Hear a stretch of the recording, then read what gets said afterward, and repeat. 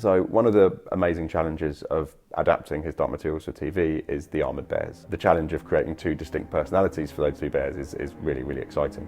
There's a path that we go through mechanics, body language, mannerisms, animal behaviors, and at the same time there's a human aspect that we try to bring in from the actors, from the puppets on set, and from our own references that we shoot here. How can expression tells something different than the voice, and I think a lot of our shots actually sells that when you can really see the thought process through Yorick especially.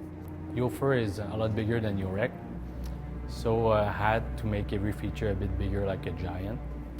Eyes a bit more apart, heavier brow, heavier lower lip, so it's a bit more sagging, so a bit more skin over the face overall. We received the models from modeling, and then we add strings so that animation can move the characters in space. Rigging rigs from the inside to the outside.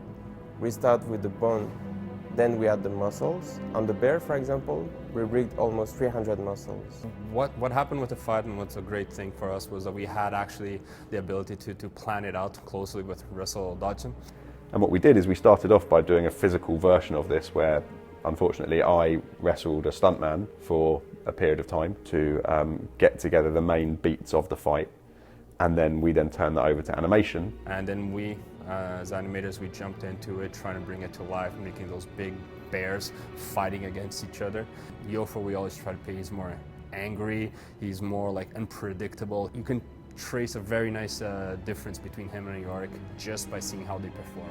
One decision that we made in the bear fight was to remove the armour from the bears so that we exposed more of their kind of flesh and muscle. We wanted to see all the skin moving around and sliding over the muscle and the fat jiggling and tensing. After that, like all of the jiggle was adding tremendously to any of the animation really, because all of the movement were suddenly so much more visible, and the impact of it was duplicated.